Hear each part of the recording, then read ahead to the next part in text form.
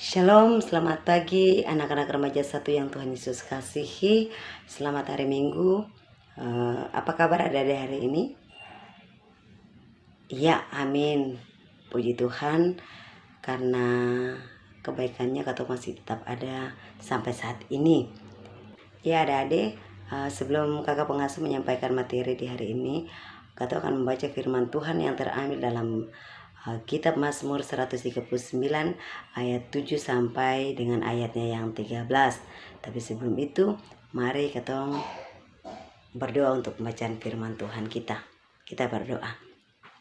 Ya Tuhan Yesus firman yang hidup, terima kasih karena atas penyertaan-Mu kami anak-anak remaja boleh ada dan berkumpul memuji dan memuliakan nama Tuhan di hari ini. Dan di saat ini Tuhan Yesus, kami akan membaca sedikit dari kebenaran berita firman-Mu. Kami mohon curahan kuasa Roh Kudus-Mu Bapa, penuhi hati-hati kami, sehingga firman yang akan kami baca dan kami dengar ini tidak akan berlalu begitu saja, tetapi kami akan memperlakukan firman ini dalam kehidupan kami sehari-hari. Datang dan berfirmanlah kepada kami ya Tuhan, karena kami selaku anak-anak-Mu, kami sudah siap untuk mendengar akan sabda kebenaran-Mu. Terima kasih Tuhan Yesus. Amin. Ya adik-adik, pembacaan kita yang terambil dalam Mazmur 139 ayat 7 sampai ayatnya yang ke-13 yang berbunyi demikian. Doa di hadapan Allah yang Maha Tahu. Kemana aku dapat pergi melangkah jauh dari Roh-Mu, kemana aku dapat lari dari hadapan-Mu? Jika aku mendaki ke langit, Engkau di sana. Jika aku menaruh tempat tidurku di dunia orang mati, di situ pun Engkau. Jika aku terbang dengan sayap fajar dan membuat kediaman di ujung laut, juga di sana tangan-Mu akan menuntun aku, dan tangan kanan-Mu memegang aku. Jika aku berkata, biarlah kegelapan saja melingkupi aku dan terang sekelilingku menjadi malam, maka kegelapan pun tidak menggelapkan bagimu, dan malam menjadi terang seperti siang, kegelapan sama seperti terang. Sebab Engkaulah yang membentuk buah pinggangku, menenun aku dalam kandungan ibuku. Demikianlah pasal pembacaan firman Tuhan kita di hari ini. Kata Tuhan Yesus, berbahagialah bagi kita semua yang mau mendengar firman Tuhan dan mau memperlakukannya dalam kehidupan kita dari hari lepas hari. Ya adik-adik, di saat ini kita akan ada dalam materi ajar remaja 1 semester 1 pertemuan yang ke-17 dengan program sajian konteks. Pokok bahasan kita di saat ini adalah pandangan tentang dunia dan manusia. Pokok bahasan kita adalah pandangan ilmu pengetahuan tentang terjadinya manusia. Ya adik-adik, terjadinya manusia. Adik-adik tahu bahwa manusia diciptakan pada hari yang ke-6. Ya, itu betul. Dan itu adik-adik sudah tahu semua bahwa hasil penciptaan manusia yang Allah buat itu sangat baik dan sempurna. Ya, adik-adik, untuk teori terjadinya manusia, Charles Robert Darwin adalah seorang berkebangsaan Inggris. Ia dikenal sebagai seorang evolusionis karena teorinya tentang asal-usul dan perkembangan manusia di bumi, atau yang lebih dikenal sebagai teori evolusi. Teori evolusi Charles Darwin adalah teori evolusi yang didasarkan pada teori seleksi alam. Dan teori seleksi alam ini memiliki konsep bahwa spesies yang berhasil beradaptasi dengan baik akan terus bertahan hidup, sedangkan yang tidak beradaptasi akan punah. Nah adik-adik, karena teori yang dibuat Charles Darwin ini, ia jadi dijuluki sebagai bapak evolusi. Ya adik-adik, sebelum kita masuk pada apa yang menjadi penelitian dan pengamatan Charles Darwin, kakak pengasuh mau bilang dulu apa itu pengertian evolusi. Ya adik-adik, evolusi adalah perubahan genotip pada suatu populasi yang berlangsung secara perlahan-lahan dan memerlukan waktu yang sangat panjang. Ya, adik-adik harus ingat, evolusi adalah perubahan genotip pada suatu populasi yang berlangsung secara perlahan-lahan dan memerlukan waktu yang sangat panjang. Adik-adik yang diberkati Tuhan, Charles Robert Darwin melakukan penelitian tentang tumbuhan dan hewan untuk mempelajari tentang proses evolusi. Dan adik-adik dalam pengamatannya, Darwin mengidentifikasi beragam spesies burung finch yang memiliki perbedaan pada bentuk dan ukuran paruh mereka. Ya, perbedaan paruh itu berhubungan dengan makanan yang tersedia di wilayah yang dialami oleh tiap burung tersebut. Menurut Darwin, spesies asli burung finch datang ke Kepulauan Galapagos dan kemudian tersebar pada kondisi lingkungan yang bervariasi seiring berjalannya waktu. Anatomi burung-burung tersebut secara alami termodifikasi sebagai adaptasi terhadap kondisi lingkungan yang ada. Mereka termodifikasi agar dapat lebih mudah mengkonsumsi makanan, sehingga meningkatkan kemungkinan bertahan hidup untuk bereproduksi. Ya adik-adik, modifikasi pada paruh burung finch ini mungkin berkembang setelah banyak generasi, karena burung-burung ini secara anatomis berbeda satu sama yang lain. Mereka terisolasi secara reproduktif sehingga menimbulkan spesies berbeda. Darwin mencoba mengaplikasikan teori ini pada semua makhluk hidup. Darwin menyatakan bahwa individu-individu yang berasal dari spesies yang sama akan menunjukkan adanya variasi di antara mereka. Kemudian, individu-individu yang memiliki sifat menguntungkan akan terus hidup dan berkembang biak. Akhirnya, setelah banyak generasi, sifat-sifat menguntungkan menjadi lebih umum, sehingga populasi berkembang terdiri dari sifat yang menguntungkan saja.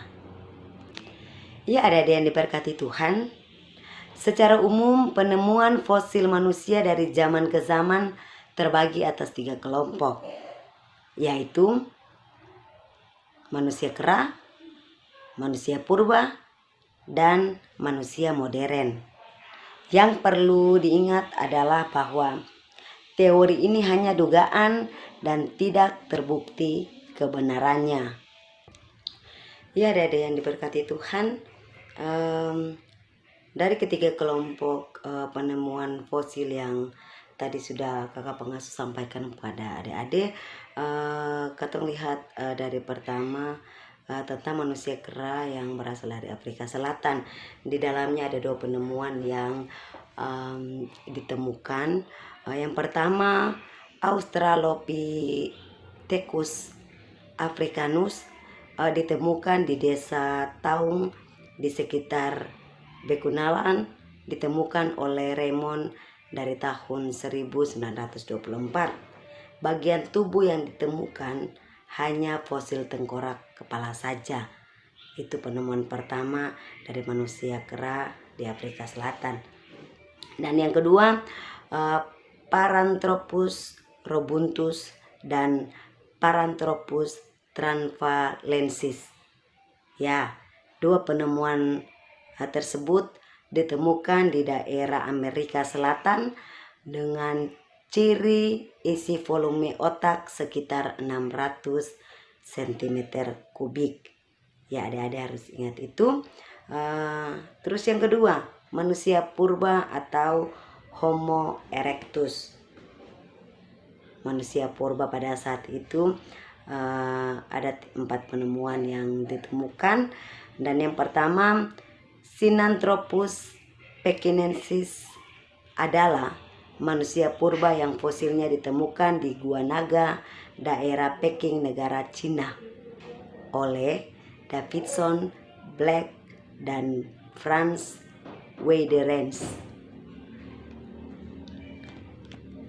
Mereka memiliki ciri tubuh atau badan yang mirip serta hidup di era zaman yang bersamaan.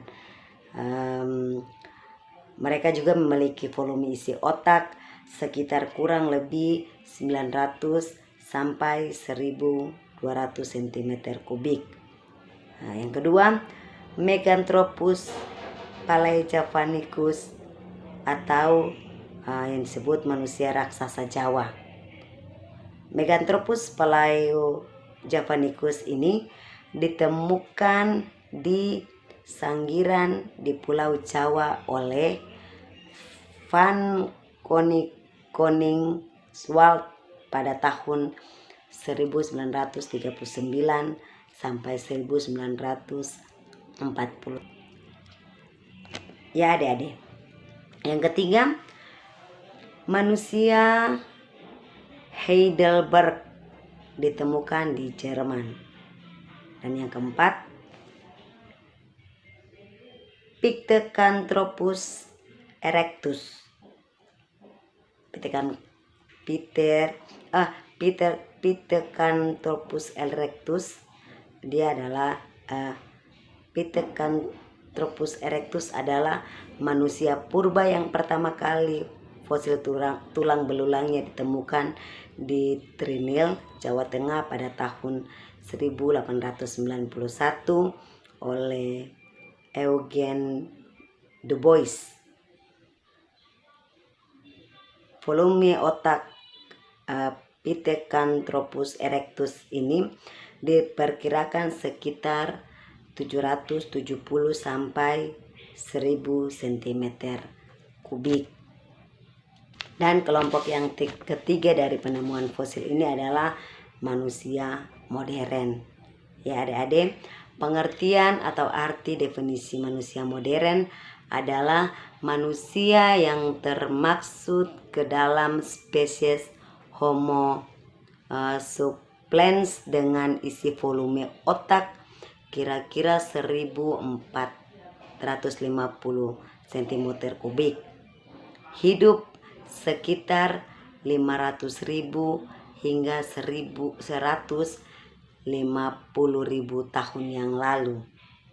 Nah adik-adik, manusia modern disebut modern karena mereka hampir mirip atau menyerupai manusia yang ada pada saat ini atau sekarang, ya, seperti adik-adik dan kakak pengasuh ini. Ya adik-adik remaja 1 yang diberkati Tuhan, itulah asal usul manusia menurut ilmu pengetahuan.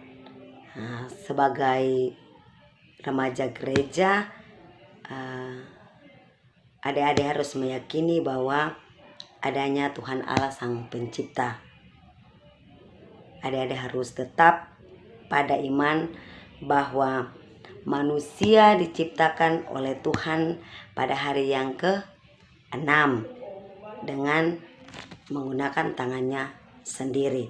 Dan untuk memberi kehidupan kepada manusia ciptaannya, Allah menghembuskan nafas atau roh dari mulutnya sendiri. Ya adik-adik, demikianlah materi kita di hari ini. Kiranya Tuhan Yesus memberkati ketong semua. Amin. Sebelum ketong mengakhiri materi kita di hari ini, mari ketong berdoa. Terima kasih ya Tuhan atas penyertaan-Mu sampai dengan saat ini.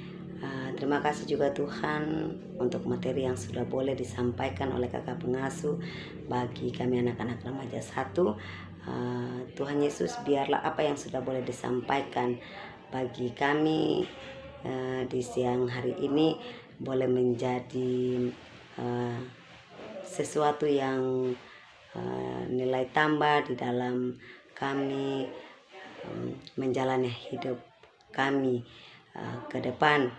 Dan biarlah firman ini dapat bisa menjadikan kami sebagai anak-anak yang takut akan Tuhan, yang selalu bertumbuh di dalam cinta kasih Tuhan lewat kebenaran firman yang kami dengar ini.